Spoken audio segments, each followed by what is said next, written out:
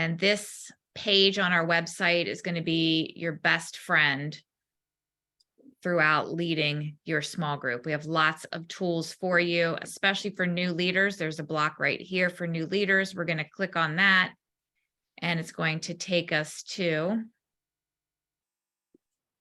it's taking a minute.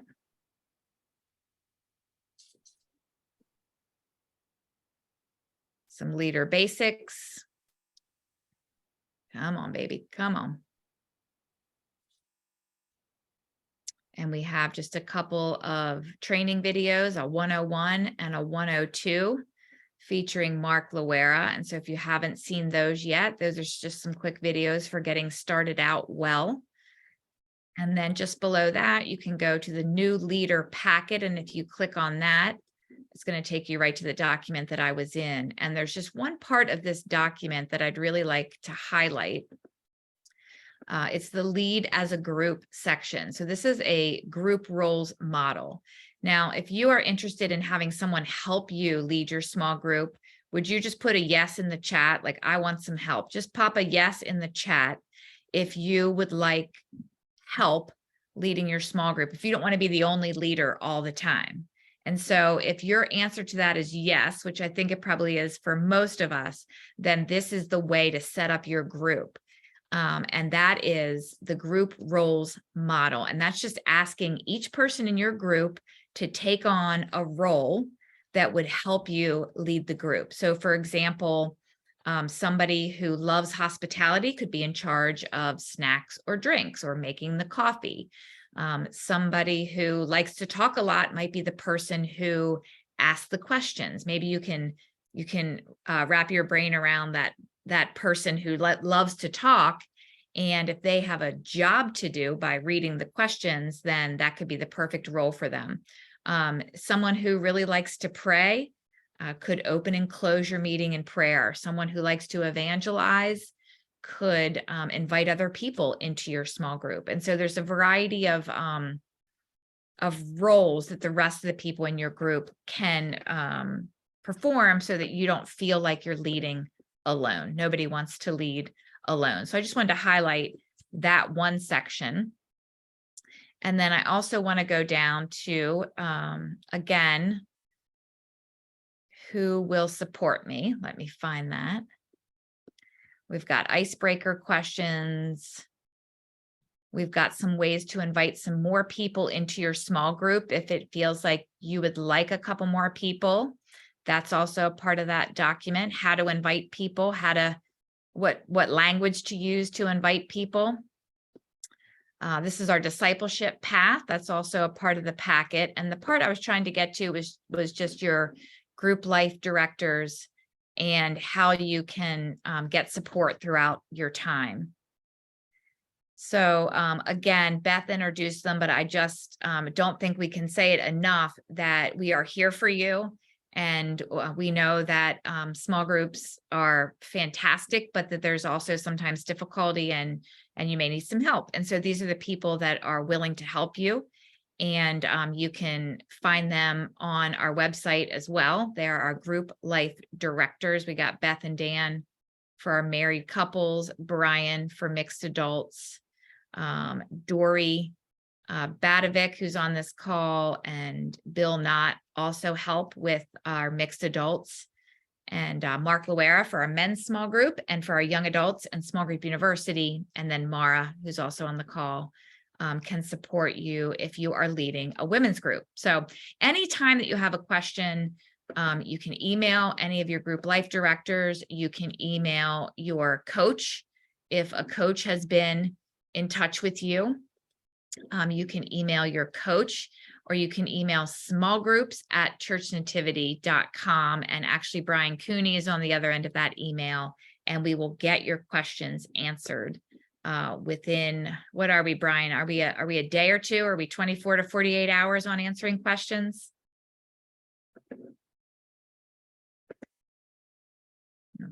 I try to answer them as soon as I get them, which is that's what I try to do, or right away as soon as possible.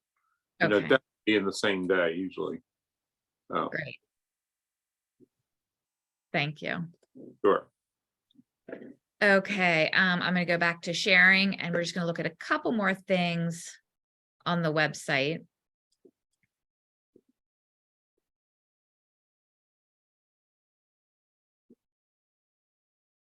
The small group leader guide. Well, let me just scroll down the rest of this page real quick. If you, so you got your 2 videos up here that are just kind of your 101 and 102 for leading a small group.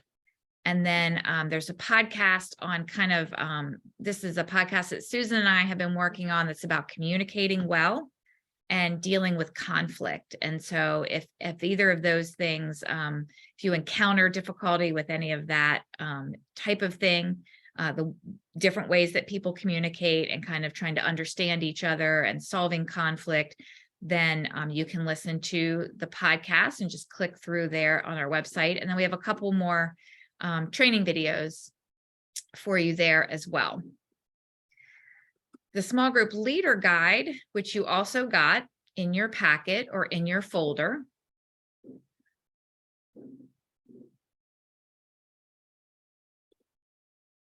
Taking a while to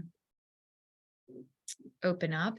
This is also available digitally on our website, and this really has everything that you've ever wanted to know about Nativity small groups, our mission, our vision, why we exist, our discipleship path. Our group life directors are again listed in here, so you know where you can get support. There are some more leader tools in here. There are the goals that we have for our leaders this year on page 17. And so you can just learn a lot about small groups and our mission for those small groups just by paging through this leader guide. So you should have a hard copy of that. And then again, it's available online for you. Okay. I'm going to stop sharing for a moment. Does anybody have any, what time is it? 7:20. Okay, so I do want to get into some hot tips for small group, for new small group leaders, but I just wanted to pause there and see if there's any questions on navigating the website or finding those resources or using any of those resources. Any questions about the resources on the website specifically?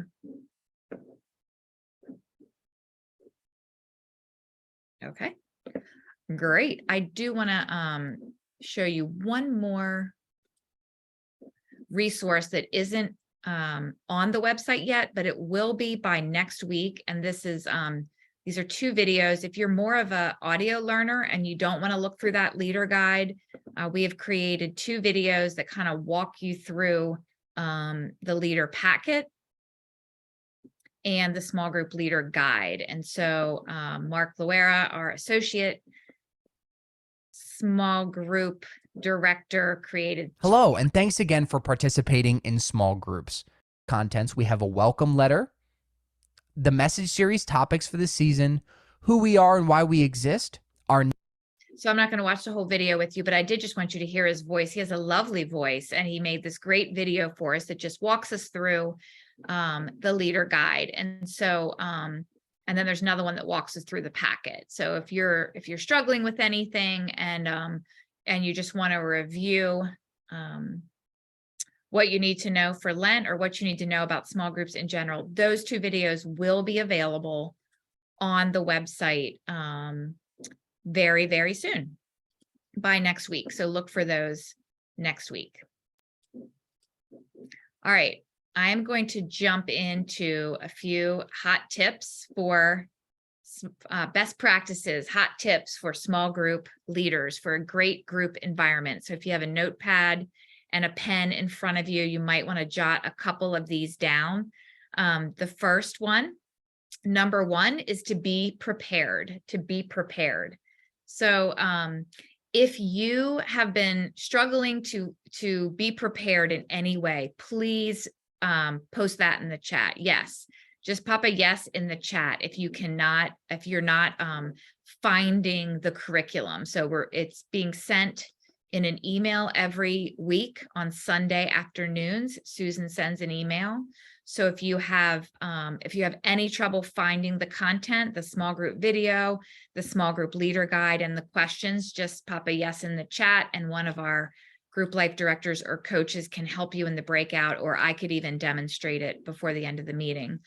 So to get the most out of your time in small group together, we would love it if you were able to listen to the weekend message, look over the small group video podcast, and to look over the small group questions.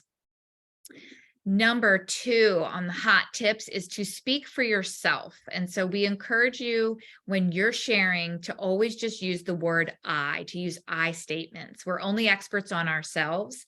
And so, but it's very tempting sometimes to make sweeping statements like, well, everyone is busy. I know what you mean, because everyone is busy, or we all struggle with that. And so we just want to kind of try to avoid that, to allow people to have their own voice, and we want to just have our own voice. So we're encouraging you to use I statements and to only speak for yourself. This takes great discipline, trust me, especially for those of us that like to talk, like me.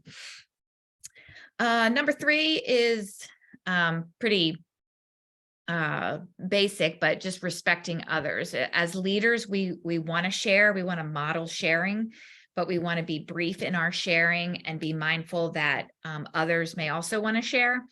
And sometimes I know that when I've had people in my group that are on the quieter side, it does take a few seconds of silence sometimes for that person to speak up. And I don't like silence. I'll fill it. I'll talk and I'll talk and I'll talk. I'll fill it. And so again, that's a discipline too, is just to allow some space for some of those quieter people to speak up and share. And then I heard this saying in another class that I was taking about respecting others. It was actually a class, but we had small group time. And the advice was, well, actually it was like a rule. And this was the rule: we will not tie endless parallels to our own lives. And I was like, wait a minute, but I like doing that. That's how I contribute to the conversation. But we are asking our leaders to just rise above that and just be really good listeners. You know, I have a story for everything. So I could always tie a parallel to what somebody in the small group is saying. And I'm sure you could too. But again, we want to resist that temptation and listen and ask questions instead of saying, oh yeah, I have a story like that too. Oh yeah, that happened to me too. Sometimes that's appropriate, and it is part of contributing to the conversation. But overall, I just want you to be aware of the skill of listening, where you reflect back what you heard and you ask more questions when somebody shares something. Okay, be prepared, speak for yourself, respect others. Hot tip number 4, no fixing, saving, or setting other people straight. This, again, another hard one for me. We love to give advice, don't we? We've all been through some stuff, right? But we want to respect people's journeys and trust that the Holy Spirit is leading them into truth, and that we can't always be the ones that are fixing or giving quick advice. We're there to listen. And sometimes just when somebody gets to speak something out loud, that's healing for them. And wisdom comes from just being heard sometimes and talking about it out loud. And so if that's a good one to put in your small group covenant, or if you have a small group agreement, if you haven't done one yet, you're going to do one, that could be a good thing to add to your small group agreement. Hot tip number 5, wait, 1, 2, 3, 4, 5, turn to wonder. Sometimes in small groups, somebody's going to say something that might cause you to be defensive or upset or angry because you disagree with it, or because whatever they're saying triggers you in some way. And so we are asking again for discipline to just turn to wonder, and wonder, like, I wonder why they feel like that. I wonder why they're speaking like that. I wonder why they're so angry about this topic or upset about this. And what is my reaction of feeling like, oh, I want to jump in and defend? What does that tell me about myself? And so turn to wonder.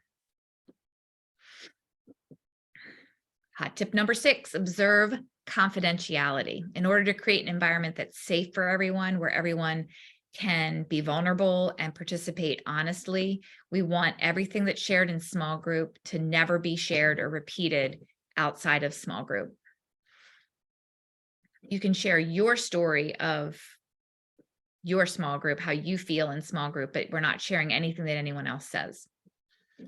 The next tip is punctuality. Resolve to just always be on time and start on time. And it's welcome the people that are late, of course, but resolve to arrive on time and get started on time, and respect the people that are on time.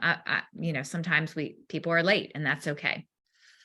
And then finally, the 10th hot tip is that there are going to be, wait, I don't know what the tip is. I think it's just an awareness. So this is hot awareness number 10, extra grace required. There are going to be some people always where extra grace is required, that sometimes there are people in small group that are difficult.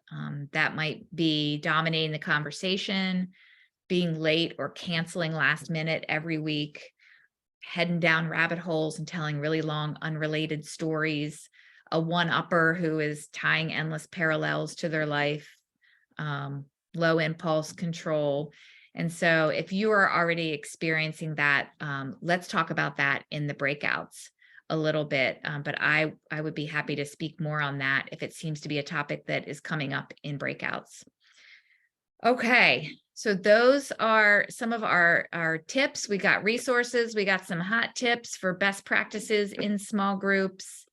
And at this point in time, I'm going to check with Dave to see if he is ready to put us. Yes, Are we ready to go into breakouts, Dave? we are. And I just posted the questions in the chat. Fantastic. Okay.